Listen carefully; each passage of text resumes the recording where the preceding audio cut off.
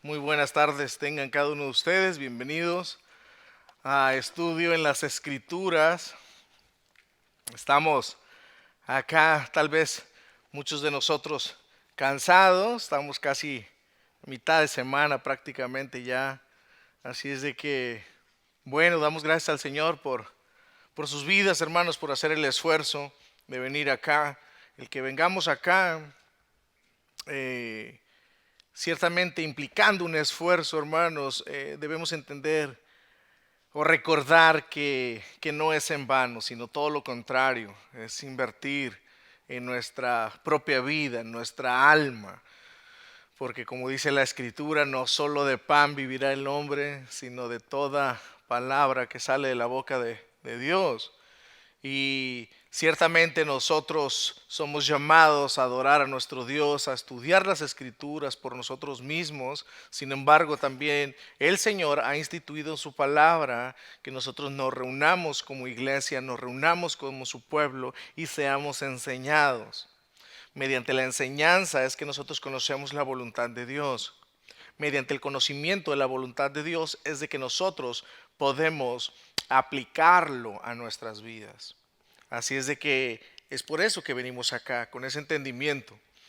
Así es de que vamos a dar continuidad a la serie de estudios en la primera carta del apóstol Juan. Nos encontramos en el capítulo 2 de la primera carta.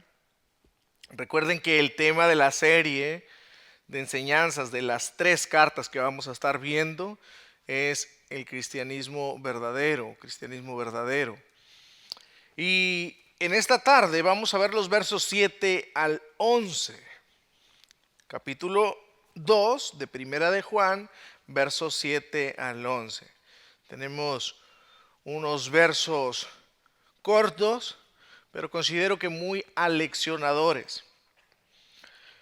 Una de las características, hermanos, de Juan en sus cartas es de que tiene una variación del lenguaje y temas. Parece que está hablando de un tema, posteriormente está tocando otro tema y vuelve al primer tema y después vuelve al segundo tema. Y es una constante en sus cartas. Por un lado, pareciese que te está animando y esa es la idea también de traer ánimo a los creyentes que se encuentran en Asia, pero de pronto también inmediatamente te mete textos donde te confronta. Y uno de los textos, por ejemplo, de mucho ánimo en realidad, pues es por ejemplo el que vimos el jueves pasado. Y para su información, hoy tenemos un pasaje que va a ser un poco más confrontativo. Así es de que confiamos en la voluntad del Señor y es de la misma manera que oramos, que podamos tener entendimiento en cuanto a su voluntad. El tema que estaremos viendo en este estudio es el amor, la mayor evidencia del cristiano verdadero. Vuelvo y repito. El amor, la mayor evidencia del cristiano verdadero. El amor, la mayor evidencia del cristiano verdadero, versos 7 al 11. Dice la palabra del Señor.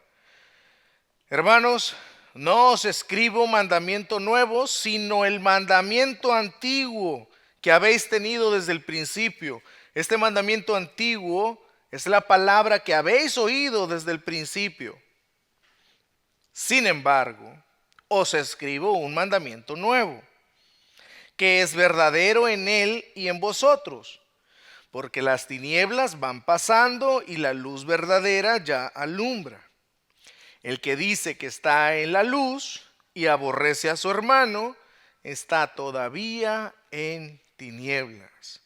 El que ama a su hermano permanece en la luz y en él no hay tropiezo. Verso 11. Pero el que aborrece a su hermano está en tinieblas y anda en tinieblas y no sabe a dónde va, porque las tinieblas le han cegado los ojos. Señor, nos ayude. Vamos a orar en esta tarde. Una vez más, Padre, damos gracias por el privilegio que nos das de acercarnos hasta tu presencia, hasta el trono de tu gracia, por los méritos de nuestro Salvador Jesucristo.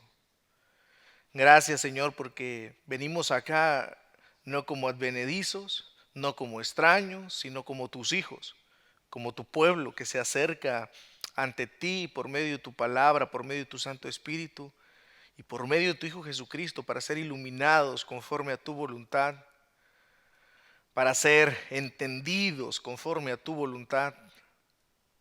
Y es nuestra oración que podamos entender, que tengamos luz en esta tarde por medio de tu Santa Escritura y que nosotros podamos vernos a la luz de tu palabra, que tu Santo Espíritu nos haga ver nuestro corazón. Dice tu palabra, Señor, que nuestro corazón es sumamente engañoso, es la realidad. Pero tú eres fuente de luz inagotable, de gracia también. Así es de que venimos ante ti, Señor, buscándote y buscando tu dirección. Que uses tu palabra para edificación de nuestras vidas personales, familiares y como iglesia local. Pedimos tu bendición, Señor, en el nombre de nuestro Salvador Jesucristo. Amén y amén. Bueno, hermanos, nos encontramos acá en estos versos que hemos leído. Recuerden que siempre para nosotros poder llegar a una interpretación correcta de los versos, no debemos olvidar el contexto. En este caso, ¿qué es lo que nosotros hemos venido estudiando durante las últimas semanas? Y recapitulando un poco, recordando un poco lo que hemos visto acá, recordemos, hermanos, que el apóstol Juan está escribiendo a las iglesias que se encuentran en Asia. Es una área alrededor de Éfeso. Hay varias iglesias que se plantaron en esa región. Pero desde los primeros años de vida de estas iglesias se vieron amenazadas por falsas enseñanzas y por falsos maestros. Estos maestros surgieron de la propia iglesia, se levantaron y comenzaron posteriormente a tratar de dividir la iglesia mediante enseñanzas que iban en contra de lo que Jesús nuestro Señor ya había enseñado. Y por eso el apóstol Juan tiene que escribir esta carta para contrarrestar las enseñanzas de estos falsos maestros. Esta carta, primera de Juan y segunda y tercera también, se llaman cartas circulares porque la idea es de que se leyera en todas las iglesias para que de esta manera estuviesen prevenidos, estuviesen enterados, recordaran lo que ya se les había enseñado previamente y de esta manera ellos pudiesen defenderse, para que de esta manera no cayeran en el engaño de las falsas enseñanzas. Juan desde el principio nos da evidencias, por ejemplo, de cómo se ve el verdadero cristianismo. Porque muchos de estos falsos maestros y de estos falsos hermanos también que habían salido de la iglesia y posteriores maestros se adjudicaban ser creyentes, se adjudicaban ser hijos de Dios, se adjudicaban tener un conocimiento y una relación con Dios. Que recuerden ustedes, también hemos hablado acerca del gnosticismo. Estos maestros se jactaban de decir que ellos tenían un conocimiento elevado, un conocimiento secreto de Dios y de cómo relacionarse con Él. Así es de que Juan tiene que escribir de inmediato esta carta para decir cómo es que se ve un verdadero cristianismo, cómo se ve un verdadero cristiano, cómo se ve un verdadero maestro y todo lo contrario también en contrapuesta. ¿Cómo podemos nosotros identificar un falso maestro? ¿Cómo podemos también nosotros por extensión, cómo identificar un falso hermano? Así es de que Juan nos ayuda acá. Juan nos ha dicho, ¿cómo sabemos que no andamos en tinieblas, por ejemplo? Si andamos en los mandamientos de Dios. ¿Cómo sabemos que hemos sido perdonados de nuestros pecados? Si confesamos nuestros pecados. ¿Cómo sabemos que andamos en la luz si guardamos sus mandamientos? ¿Cómo sabemos que somos cristianos verdaderos? Si amamos sus mandamientos y andamos como Jesús anduvo. Son prácticamente evidencias que Juan nos está dando desde el inicio de su carta para que nosotros podamos identificar los falsos maestros, de los buenos maestros, de los falsos hermanos, de los verdaderos hermanos, de los falsos cristianos, de los verdaderos cristianos. Y de esta manera también nos ayuda a nosotros, porque al nosotros autoexaminarnos, pues podemos ver cuál es la condición nuestra. Ahora bien, aquí alguien bien podría decir, hermano, entonces lo que está diciendo usted es de que nosotros debemos juzgar entre unos y otros. Sí. Porque la realidad, amados, es de que para nosotros poder identificar quién es un verdadero creyente de un no verdadero creyente, ¿qué es lo que necesitamos hacer? Juzgar.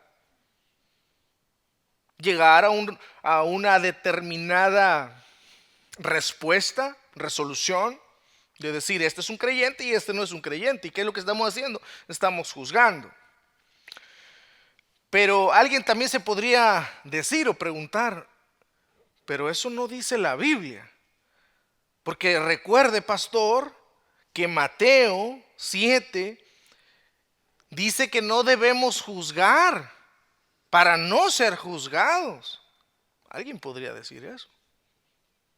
Y vamos a ver, por ejemplo, ahí en Mateo capítulo 7, para dar una explicación de entrada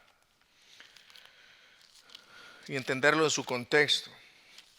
Mateo capítulo 7, y vamos a leer del verso 1, para poder entender esto de que si debemos juzgar quién es un falso de un verdadero, pero también conocemos este texto en Mateo 7, donde Jesús dice que no debemos juzgar. Entonces, ¿cómo está eso? Pudiésemos preguntarnos. Ok, dice el verso 1, capítulo 7 de Mateo: no juzguéis para que no seáis juzgados, porque con el juicio con que juzgáis seréis juzgados, y con la medida con que medís os serás medido. ¿Y por qué miras la paja que está en el ojo de tu hermano y no echas de ver la viga que está en tu propio ojo? ¿O cómo dirás a tu hermano, déjame sacar la paja de tu ojo, y he aquí la viga en el ojo tuyo? Hipócrita, saca primero la viga de tu propio ojo, y entonces verás bien para sacar la paja del ojo de tu hermano.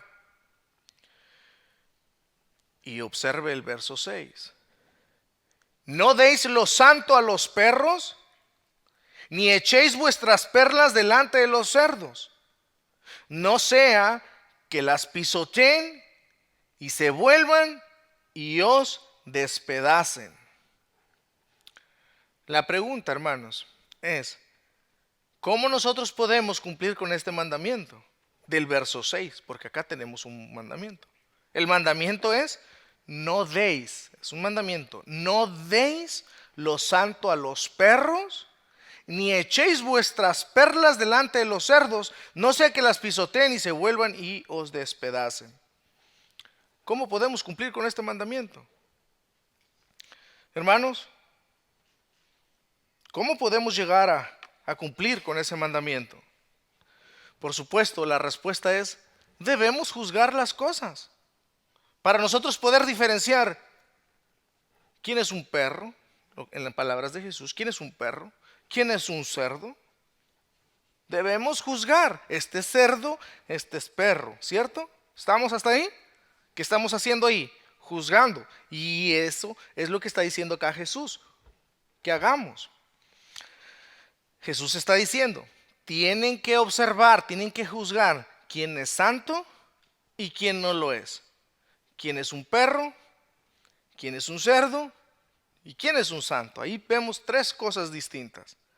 Así que, hermanos, esto no es una contradicción, sino que el llamado acá para entender es que nosotros no debemos hacer un juzgamiento sobre alguien de manera hipócrita. Ese es el sentido de Jesús. Entonces no hay una contradicción, porque vamos a ver acá en Juan que debemos juzgar. Debemos ver quién es un falso y quién no lo es. Debemos hacer una observación viendo o basándonos en las evidencias. Entonces vuelvo e insisto, si alguien dice, pero la Biblia dice que no debemos juzgar, no, Jesús está diciendo acá que debemos juzgar correctamente. O sea, no debemos ser hipócritas a la hora de juzgar, que ese es uno de los mayores errores en los cuales se cae hoy día. Así que este juzgamiento es para que no vivamos precisamente como ellos, sino que vivamos delante de Dios en luz, en santidad, obedeciendo los mandamientos, andando como Él anduvo. Así que, teniendo en mente, hermanos, Mateo 7 se está haciendo un juzgamiento entre las personas que no están viviendo en santidad. Eso es la referencia a este tipo de personas. Y mayormente tiene que ver con líderes religiosos. Recuerden que las reprensiones más duras que salieron de la boca de nuestro Señor Jesucristo fue en contra de los líderes religiosos, de los maestros, de los que enseñan la palabra de Dios, que dicen una cosa, pero practican otra. Entonces, a la hora de juzgar, dice, no sean hipócritas, y eso es para todos. Entonces, tenemos que tener claro eso, ¿ok? Debemos juzgar con justo juicio, no con hipocresía. Bien, dicho esto, ahora Juan continúa entonces con los versos siguientes, combatiendo las falsas enseñanzas, las cuales despreciaban el cuerpo. Ustedes recuerden eso.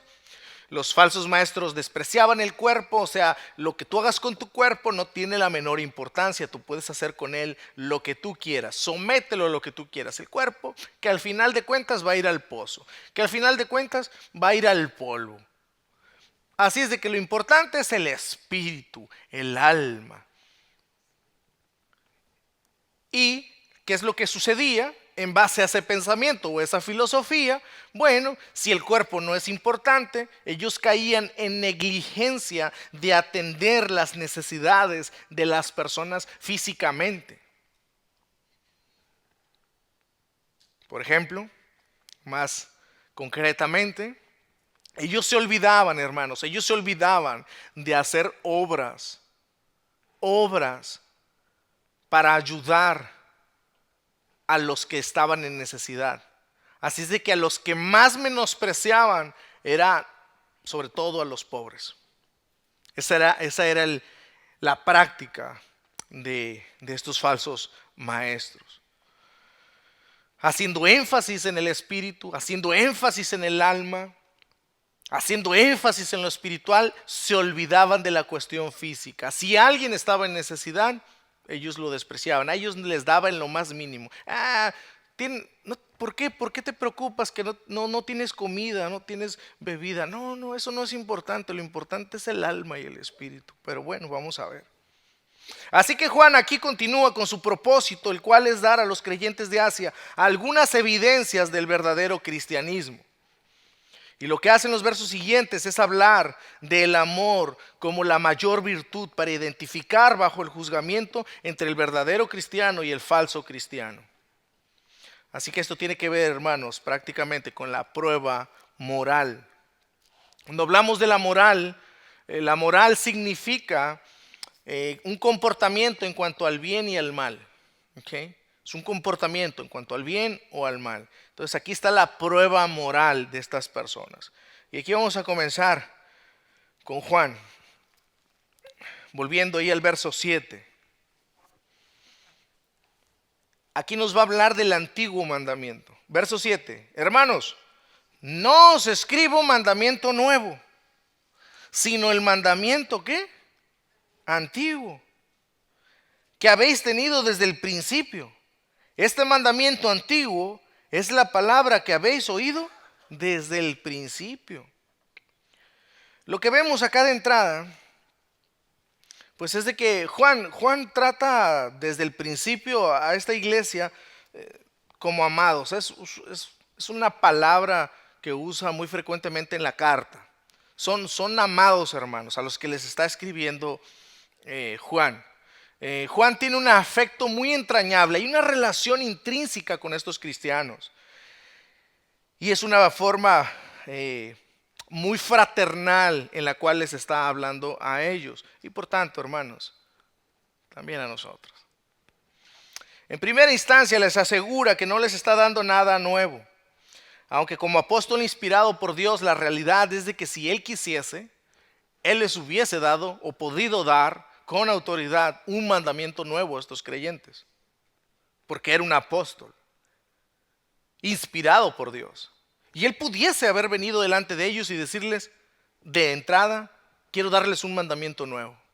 Quiero que aprendan un mandamiento nuevo. Sin embargo, no comienza así. Él comienza diciendo, no os escribo mandamiento nuevo. ¿Sí? Y Él les comparte el mandamiento antiguo, según dice el verso ahí, el mismo verso 7. La pregunta es, ¿cuál es ese mandamiento al cual está haciendo referencia Juan? ¿A qué mandamiento se refiere? Bueno, se refiere al mandamiento que hace referencia, vaya la redundancia, que tiene que ver con amar al prójimo. Y el amar al prójimo es tan antiguo ese mandamiento, amados hermanos, como lo es el Antiguo Testamento.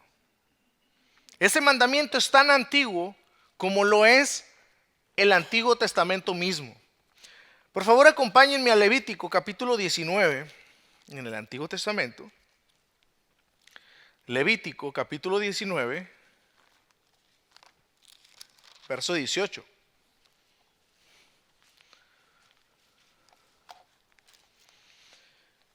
Levítico capítulo 19, verso 18. La idea acá, hermanos, es de que Juan les está diciendo, no os escribe un mandamiento nuevo, ya lo conocen. Y vean, verso 18, perdón. No te vengarás ni guardarás rencor a los hijos de tu pueblo, sino que amarás a tu prójimo como a ti mismo. ¿Quién lo dice?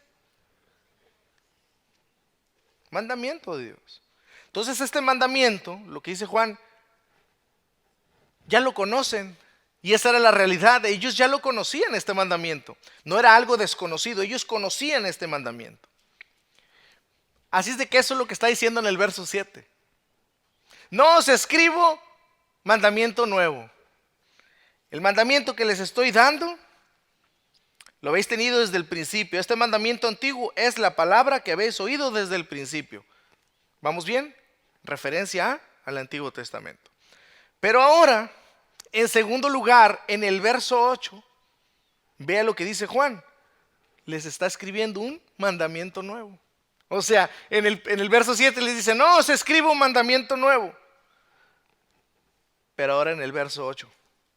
Sin embargo, os escribo un mandamiento nuevo. Ahí parece una contradicción, ¿cierto? O sea, ¿cómo está eso? Bueno, vamos a entender esto. Sin embargo, os escribo un mandamiento nuevo, que es verdadero en él y en vosotros, porque las tinieblas van pasando y la luz verdadera ya alumbra. Bueno, hermanos, entonces Juan les está diciendo, no les escribo un mandamiento nuevo, sino que ustedes ya conocen, ya lo conocen, tienen entendimiento. ¿Cuál es? El del Antiguo Testamento. Y ahora les doy un nuevo mandamiento. ¿Y qué quiere decir este nuevo mandamiento? Esto quiere decir, hermanos, un nuevo amor. Este segundo mandamiento o este nuevo mandamiento tiene que ver con el nuevo amor. Nuevo amor. En otras palabras, con un nuevo significado. Eso es lo que Juan está diciendo. Entonces no hay una contradicción, sino que en el verso 8, cuando Juan dice, sin embargo os escribo un mandamiento nuevo, él está hablando de un nuevo significado del amor. Este es un nuevo amor. ¿Por qué? Porque, hermanos, este nuevo amor del cual Juan está hablando tiene que ver con Cristo. Este nuevo amor es verdadero, es genuino, porque tiene que ver enteramente con la persona de nuestro Señor Jesucristo. Así es de que este amor nuevo también tiene que ver, por ende, como resultado, en los cristianos. Es un nuevo amor. ¿Por qué? También porque los los creyentes o el pueblo del Antiguo Testamento no experimentaron el amor como en la manera que nosotros como cristianos experimentamos el amor de Dios. El amor de Dios lo experimentamos, o el nuevo amor lo experimentamos en la persona de nuestro Señor Jesucristo, con un mayor entendimiento de quién es Él. Los del Antiguo Testamento, su amor se basaba en Dios en base a los mandamientos, en base a la ley y en referencia ciertamente al Salvador que habría de venir. Pero nunca, hermanos, nunca tiene el mismo significado y el peso que tiene para nosotros hoy día como cristianos. ¿Por qué? Porque nosotros tenemos entendimiento de la redención de Dios, de la historia de la redención. Tenemos un entendimiento mayor de quién es Dios a comparación del entendimiento que tenían los del Antiguo Testamento. Tenemos un entendimiento acerca del Hijo de Dios, que es nuestro Señor Jesucristo. Su obra, lo que Él hizo por nosotros. La manera precisamente como Él nos amó a cada uno de nosotros. Entonces es a eso a lo que hace referencia Juan. Un nuevo amor. La verdadera naturaleza del amor brilla a través de la obra de Cristo en los suyos. Y recuerden, Cristo intensificó el mandamiento del amor. Por ejemplo, si vamos nuevamente a Mateo capítulo 5, si me acompañan por favor en Mateo capítulo 5, verso 43 al 48, vamos a leer lo siguiente. Aquí vemos la intensificación precisamente del mandamiento del amor. Mateo 5, verso 43. ¿Estamos ahí? ¿Sí? Ok, vamos a leer. Dice, oíste que fue dicho, este es Jesús, oíste que fue dicho, amarás a tu prójimo. ¿Dónde está eso? Ya lo vimos en Levítico también. Pero ellos decían, y aborrecerás a tu enemigo, Levítico 19, 18. Y luego Jesús, vean hermanos, cómo está aquí en el verso 44 en adelante, intensificando el mandamiento que ya conocían. El mandamiento del amor lo está intensificando. Verso 44. Pero yo os digo, amad a vuestros enemigos, bendecid a los que os maldicen, haced bien a los que os aborrecen y orad por los que os ultrajan y os persiguen, para que seáis hijo de vuestro Padre que está en los cielos, que hace salir su sol sobre malos y buenos, y que hace llover sobre justos e injustos. Porque si amáis a los que os aman, ¿qué recompensa tendréis? ¿No hacen también lo mismo los publicanos? Verso 47. Y si saludáis a vuestros hermanos solamente, ¿qué hacéis de más? ¿No hacen también así los gentiles? Verso 48. Sed, pues, vosotros perfectos, como vuestro Padre que está en los cielos es perfecto. Acá Jesús está hablando, hermanos, precisamente de la extensión del amor de Dios, de la extensión del mandamiento de Dios. Aquí está intensificando el mandamiento y eso es una enseñanza que aplica para nuestras vidas. Nosotros debemos amar a las personas, es lo que está diciendo acá Juan también. Que esa es una prueba del verdadero cristiano, aquel que ama a todo tipo de personas.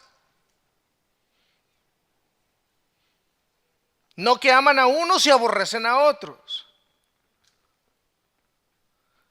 Es elevando el mandamiento.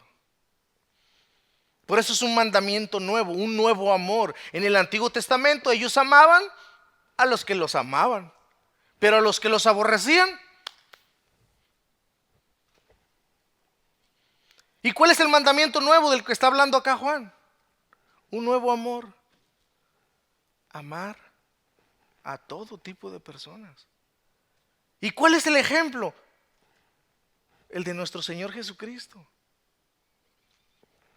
El mayor cumplimiento de este mandamiento precisamente se llevó a cabo cuando Jesús murió por los suyos. Allí está el mayor cumplimiento de este mandamiento, hermanos.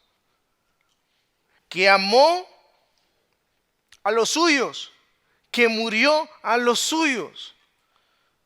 Por eso la Escritura nos habla, el apóstol Pablo nos habla, que siendo aún pecadores, Cristo nos amó.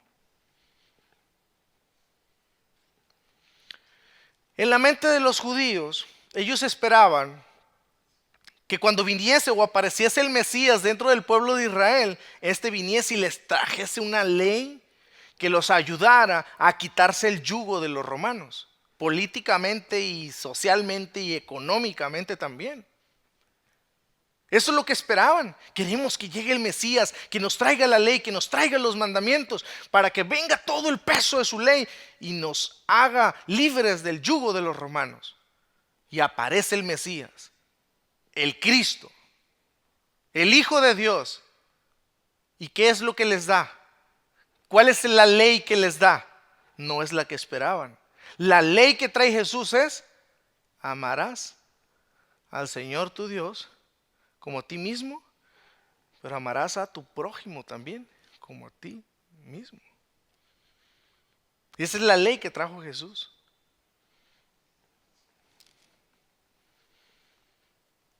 Y el amor, hermanos, precisamente es el que cumple toda la ley. En el amor se cumple toda la ley. Volviendo a Juan, verso 8. Sin embargo, os escribe un mandamiento nuevo, que es verdadero en él y en vosotros, porque las tinieblas van pasando y la luz verdadera ya alumbra. Así es de que, hermanos, ahora sí podemos comprender lo que es el amor, o lo que es amar también. Cuando Jesús vino a este mundo, fue como la luz de la mañana. Ustedes saben y sabemos, o por obviedad, el sol aparece, o en los primeros rayos del sol se empieza a disipar la oscuridad. Mientras más va saliendo la luz del sol, las tinieblas, la oscuridad se va disipando, va desapareciendo. Así es de que eso es precisamente lo que ocurrió con la venida de nuestro Señor Jesucristo a este mundo de maldad, a este mundo que está en tinieblas. Con la venida de nuestro Señor Jesucristo, con la luz de nuestro Dios, las tinieblas se fueron disipando. Y con este nuevo mandamiento que es el amor, eso es precisamente esa es la manera cómo las tinieblas se disipan en este mundo.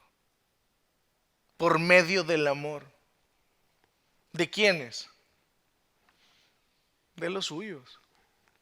De los suyos. Así es de que, hermanos, tenemos el máximo ejemplo, el de Cristo, el cual vino a dar su vida por sus hermanos. La Biblia nos dice, la palabra de Dios, Él es nuestro hermano mayor. Y ese es el mayor ejemplo que nosotros tenemos de lo que es el amor o amar. Verso 9.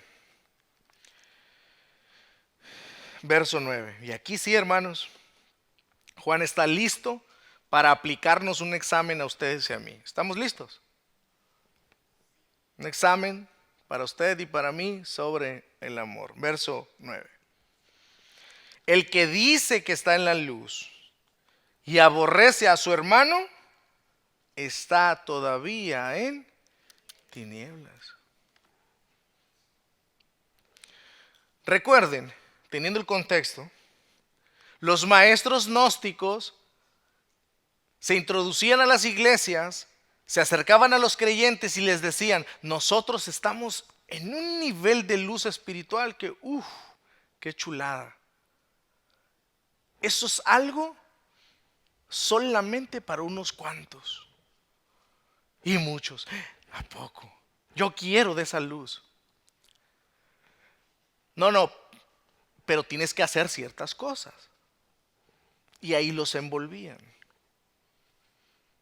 Estos se jactaban de estar en la verdadera luz, o en una luz que era inaccesible para todo el mundo, sino que debía seguir ciertos reglamentos, ciertas directrices basadas en el conocimiento que supuestamente ellos tenían, para entonces sí, ellos pudiesen acceder a esa exclusividad de luz.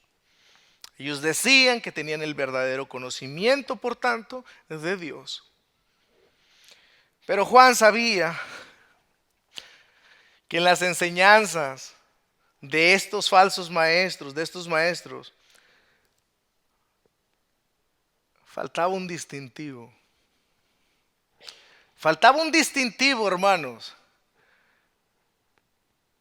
que Juan no se comía el cuento tan fácil. Y el distintivo que Juan observaba que faltaba en la vida de estos falsos era el amor. El amor. Estos falsos maestros hablaban bien bonito. Recuerden, amaban la cultura griega. Qué bonito que habla. ¿Sí han visto a Daniel Aviv, un mentado Daniel Aviv? En alguna manera ustedes lo han escuchado. Uno que se hace pasar por cristiano en las redes sociales. Usted lo escucha y honestamente, hermanos, siendo honestos, el tipo habla bonito. No podemos mentir, hermanos. Recuerden. Dirían, ay, no me gusta, ay, qué feo habla. No, no mintamos, hermanos. La verdad, habla bien el tipo. Su retórica es impresionante, tiene una capacidad de coordinar sus pensamientos con su habla y de una manera que te envuelve. Se hace decir cristiano. Y la gente, ay, hermano, y lo tratan de hermano. La gente se come el cuento el día de hoy nomás porque alguien se adjudica el tema de hermano o cristiano o ser creyente. Juan no se comía el cuento fácil. Juan identificaba, a ver, ¿cuáles son los distintivos de un verdadero cristiano? ¿Cuáles son los distintivos de un verdadero creyente? ¿Cuáles son los distintivos de un verdadero maestro de Dios? Juan dice, hey, a estos les falta el distintivo del amor. El distintivo del amor. Y sobre todo, hermanos, faltaba el distintivo del amor sobre los propios hermanos. Es eso, hermanos, tengámoslo en mente. Estos falsos maestros les faltaba el distintivo del amor sobre sus propios hermanos. Y esto es importante tenerlo en mente, como les digo, ¿por qué? Porque hasta el día de hoy es la misma lucha en el corazón. Hay personas que pueden amar a un tipo, a una persona que está a miles de kilómetros de acá, de millas de distancia de acá, en otro país, en otra ciudad, pero son incapaces de amar a sus propios hermanos, con los cuales viven, con los cuales conviven. No tienen ningún problema en destacar las cualidades de un hermano que está por allá, que en poder decirle a un hermano que ve y que dice, hermano, yo veo que usted es de buen ánimo para nosotros. Hermano, usted es ejemplar, hermana, usted es ejemplar para mi vida. ¿Sabe que usted es de mucho ánimo para mí? El hecho de verla, cómo ama al Señor, cómo adora al Señor, cómo vive su vida, cómo adora en comunidad con la iglesia, cómo ama a la iglesia, cómo sirve a la iglesia. Eso falta mucho, hermanos. Vuelvo e insisto. Hay personas que aunque lo vean, muchas personas se retienen. No. Pero al hermano Julano de tal que está, ¿sabe cuántas millas de distancia? Vuelvo, insisto, con ese sí se desplayan. Y esto es lo que hacían estos hermanos. Entraban a las iglesias, podían hablar que tenían una relación con Dios, que estaban en intimidad con Dios, y sin embargo, para con los hermanos, nada de amor. Y hermanos, para Juan, el apóstol Juan, el no amar a los hermanos era lo mismo que aborrecer a su hermano. ¿Escuchó eso? Para Juan, o sea, para Dios mismo, el no amar a sus hermanos era odiar o aborrecer, como dice en Reina Valera, que el término es odiar. En griego el peso es odiar. Para Juan, los, los que no amaban a sus hermanos eran lo mismo que odiar o aborrecerlos. El aborrecimiento al cual se refiere Juan es a la falta de cuidado, hermanos. Es a la falta de cuidado, provisión y ayuda para los hermanos que verdaderamente estaban necesitados. Ese es más el contexto, ciertamente. Había alguien necesitado en la iglesia, que verdaderamente estaba necesitado. Ellos no se preocupaban por ellos, en ninguna manera. No se preocupaban por sus necesidades físicas, en ningún sentido.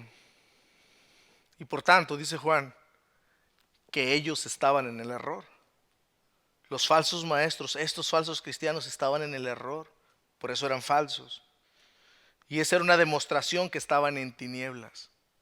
La demostración era que no amaban a sus hermanos. Podían ver que estaban en una necesidad, no les importaba.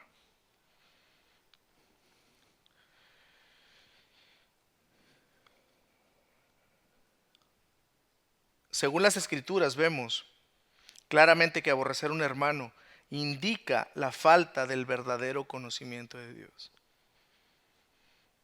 O sea, Juan está diciendo, hermanos, acá, alguien puede decir que está en luz, que tiene conocimiento de Dios, que ama a Dios, pero si no ama a su hermano cuando está en necesidad verdadera,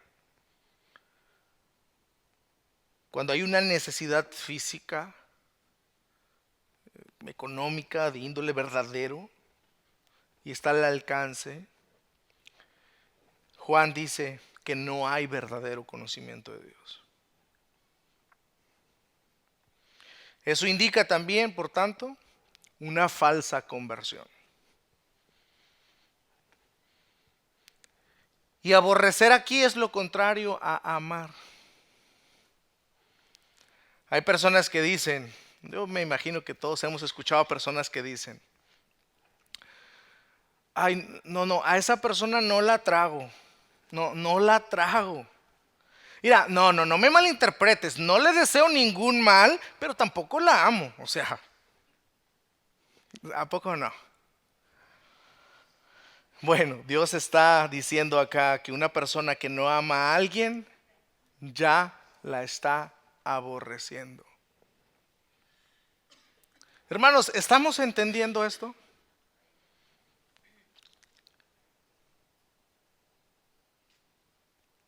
Dios está diciendo acá que una persona que no ama a alguien ya lo está aborreciendo.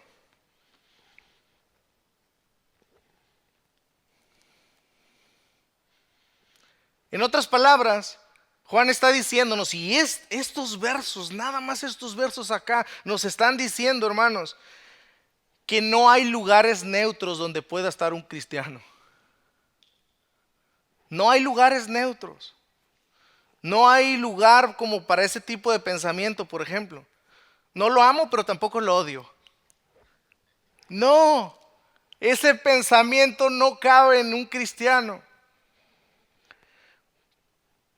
Podemos claramente, hermanos, y siendo claro, decir, pues, afectos son diferentes. Afectos hacia alguien que no conoces es una cuestión diferente. Eso pasa en todo tipo de relaciones. Como cristianos, sin duda alguna, nosotros, por ejemplo, como iglesia acá en ABC, mientras más ha crecido la iglesia por la gracia de Dios, es de que definitivamente a veces ya se nos hace difícil conocer a todos, ¿verdad? Y saludar a todos.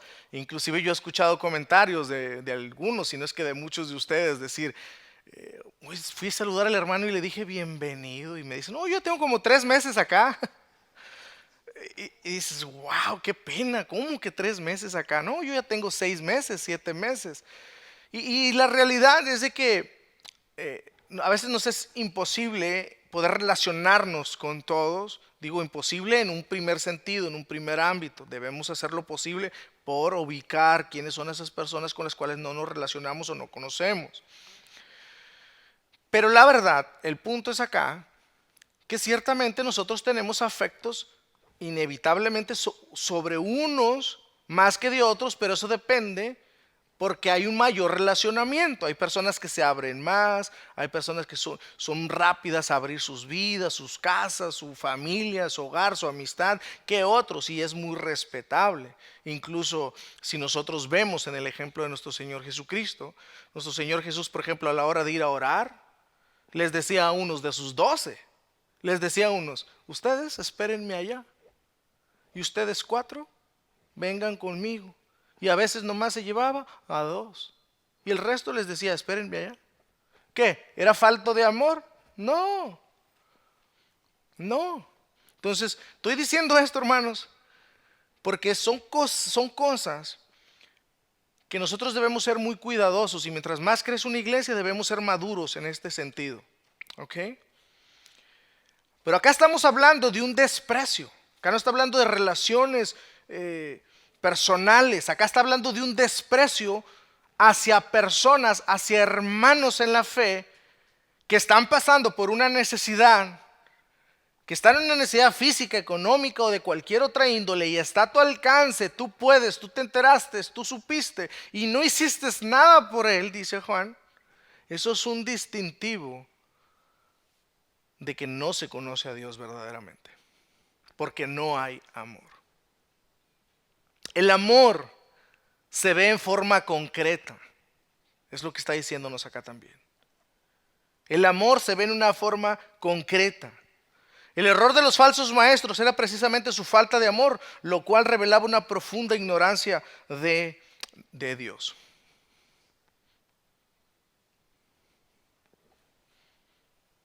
Sí, decían tener un conocimiento, luz, pero si no había amor. Eso precisamente decía que no tenían conocimiento de Dios. Verso 11. Verso 11. Pero el que aborrece a su hermano está en tinieblas y anda en tinieblas y no sabe a dónde va porque las tinieblas le han cegado los ojos. Ahí está. Juan está diciendo claramente, el que no ama anda en tinieblas. Palabras de el apóstol inspirado por Dios. Dios diciendo, el que no ama anda en tinieblas. Diga lo que diga, están ciegos, como dice Pedro en su segunda carta, capítulo 1, verso 9, andan sin conocer el camino. Esa es la realidad, amados. Esa es la realidad. Ahora sí, por el contrario, dice finalmente en el verso 10, que el que ama a su hermano permanece en la luz. Verso 10. El que ama a su hermano permanece en la luz y en él no hay tropiezo. El que ama a su hermano, dice Juan, permanece en la luz.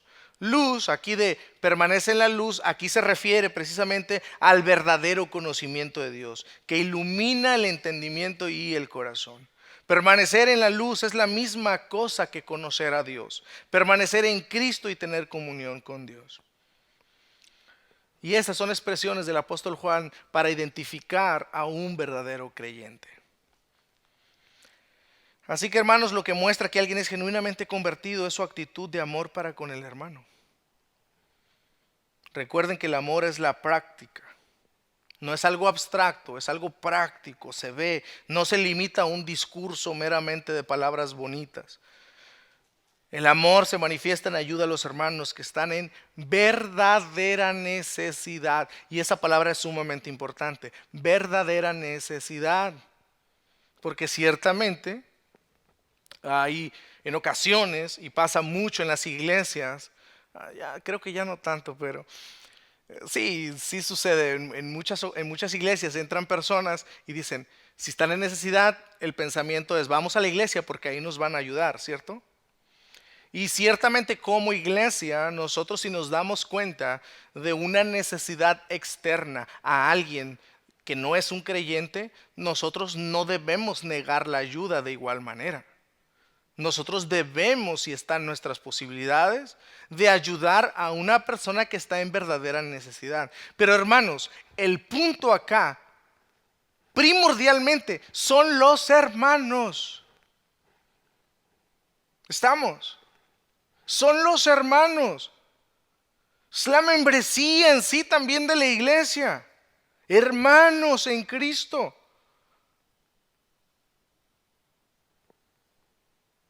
Vuelvo e insisto. Hay personas que si se dan cuenta de una necesidad en medio de un hermano, en medio del pueblo de Dios, se ignora. Y si viene un no creyente y se le ayuda, hermanos, eso es terrible, es pecaminoso. Y eso es lamentable porque eso es piedra de tropiezo para el evangelio.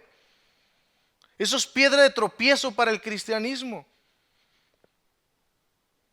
¿Cuántos hermanos tristemente?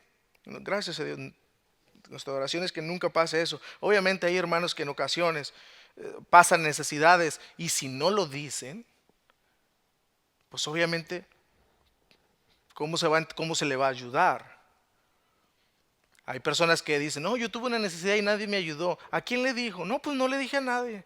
O sea, ¿cómo? Pero alguien que dice, no, pero yo sí lo dije, fui al pastor y no, pues me dijo que luego que iban a ver y que iban a orar. ¿Pero qué se hizo? A ver, usted es un miembro de la iglesia, es un creyente, es fiel ahí. Pues no. Bueno, entonces se habló con usted, se le dio una explicación para cómo se usan los recursos. Siempre va a haber prioridad mayor por la iglesia, por las necesidades de la iglesia, pero también se hará lo posible por ayudarle. Se le explicó. No, pues no. Bueno, hermanos, tenemos que ser claros. Juan está diciendo acá, el amor se manifiesta concretamente en primer lugar para con los hermanos en la fe. Y entonces sí, también para con el resto. Amén. Teniendo ese balance, amados.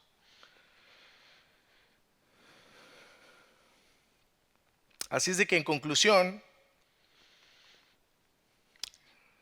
de este pasaje, hermanos, número uno, es claro, es evidente que la excusa de no lo amo, pero tampoco lo odio, es una excusa vacía. Amén. Pensé que iban a decir amén, hermanos. La excusa de no lo amo, pero tampoco lo odio, es una excusa vacía. Usted y yo somos llamados a amar. Esa es la característica, es la evidencia de aquel que verdaderamente conoce a Dios, de aquel que verdaderamente está en luz. El amor. El odio fraterno puede manifestarse de muchas maneras y uno de ellos, hermanos, es la indiferencia. Cuando nosotros actuamos con indiferencia hacia los demás, es una muestra de que nosotros estamos en tinieblas. Y recuerden lo que vimos en las clases pasadas. Un cristiano puede andar en tinieblas, sí, cuando anda en contra de la voluntad de Dios, cuando está caminando fuera de la voluntad de Dios. Así es de que el cristiano puede andar caminando en tinieblas momentáneamente, sí. Eso ya lo vimos, sí. Y una de las maneras prácticas de ver si alguien está caminando en tinieblas es si está siendo indiferente para con los otros. Y esto aplica para con todos los que están a su alrededor, para con todos los que están a nuestro alrededor, nuestros hermanos, nuestros cónyuges, esposas, esposos, nuestros hijos, sus padres, y en todos los ámbitos. Así que, hermanos, esta primera carta nos desafía a ti y a mí a vivir un cristianismo práctico, fraterno, el cual se demuestra por medio de las buenas obras. Así es que la pregunta es, ¿amamos a los hermanos lo suficiente como para poder decir que no somos piedra de tropiezo para los incrédulos en nuestro testimonio?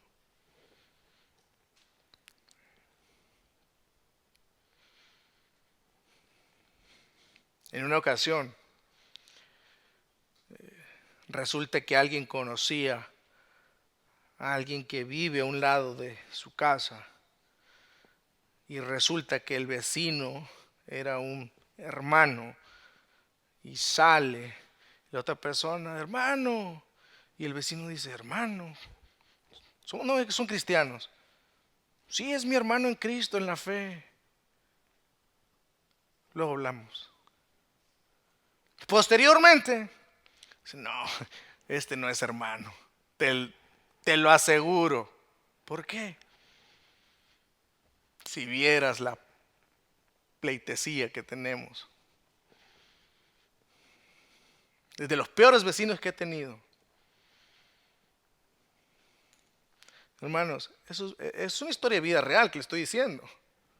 Si supiéramos la gran cantidad de malos testimonios, precisamente porque las personas, sí, para con hermano, para con las personas, pero no aman, no aman. Nosotros somos llamados a amar. Ya leímos en Mateo 7, a amar. Así es de que amamos a los hermanos en primer lugar lo suficiente como para poder decir que no somos piedra de tropiezo para los incrédulos en nuestro testimonio. Es una pregunta, ese es el examen del cual les hablaba.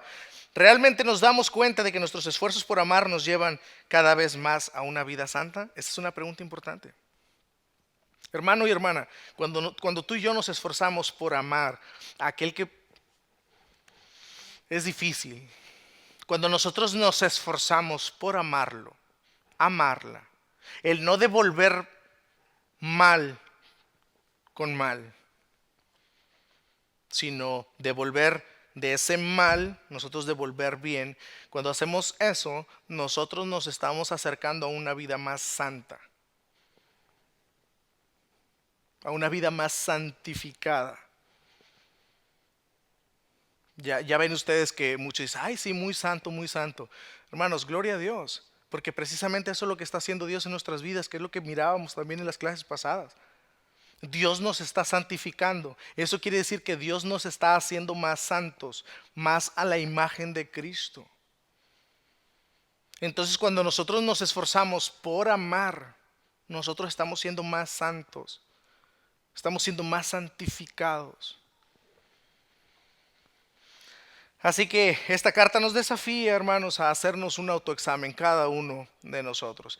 Si hay algo en su corazón, algo contra su hermano, contra su hermana, sea lo que sea, ¿qué debemos de hacer? Ir en oración al Señor, como ya dijo Juan en el verso 9. Ir al Señor, confesar nuestros pecados, Él es fiel y justo para perdonarnos, y pedir al Señor su gracia, que el Espíritu Santo derrame sobre nuestros corazones esa intensidad y esa intención de hacer buenas obras, amando a nuestros semejantes, amando a nuestros prójimos. Amén. El amor, yo estoy terminando, de verdad. Sí, el amor, hermanos, el amor y el odio, son dos cosas que revelan la esencia verdadera de una persona. Por un lado, el odio en una persona revela que está en tinieblas. El odio revela que no es un creyente verdadero. El odio en una persona revela que es un cristiano falso. El odio en una persona revela que es un falso maestro. El amor en un creyente revela que está en luz. El amor en un creyente revela que está en relacionamiento con Dios. El amor en un cristiano o en una persona revela que es un verdadero cristiano. El amor en una persona revela que es un verdadero hijo de Dios, un maestro verdadero. Es el amor. Así es que ambas cosas revelan la esencia de una persona. La pregunta es para nosotros, ¿qué revela nuestra conducta? Que Dios nos ayude. Que el Señor sea alumbrando nuestros corazones. Que Dios nos ayude, hermanos, a ser una iglesia que ama, que ama, que ama. El amor cubre multitud de pecados. El amor cubre multitud de pecados. Que Dios nos ayude, que Dios bendiga sus vidas, amados, que sea para su propia edificación y santificación. Padre amado, te amamos, te adoramos por tus bondades, tu misericordia, el poder pastorearnos, el poder enseñarnos, guiarnos a tu verdad. Es algo, Padre, que en ocasiones perdemos de vista el privilegio que tenemos cuando en muchos lugares creyentes sufren por falta de maestros verdaderos, sufren por falta de enseñanza, de guianza, porque no hay iglesias locales cerca. Sin embargo, nosotros tenemos el grande privilegio de poder venir acá y estudiar tu palabra, ser enseñados y ser guiados a tu perfecta voluntad. Te damos gracias por la obra que has comenzado en nuestras vidas, donde nosotros podemos ver precisamente el amor para con todos. Si hay alguien entre nosotros, Señor, que está luchando con rencilla, con rencor, con falta de amor hacia su prójimo, sea un hermano en nuestra iglesia, una hermana o fuera, que sea el poder de tu Santo Espíritu, Señor, usando tu palabra para guiar a cada uno a tu perfecta voluntad, para que caminemos en tu luz, que podamos traer gloria al nombre de nuestro Señor Jesucristo, personalmente, familiarmente y como iglesia local. Te alabamos y te adoramos, Señor. Tuya sea toda la gloria. En el nombre de Jesús. Amén y amén. Señor los bendiga, hermanos.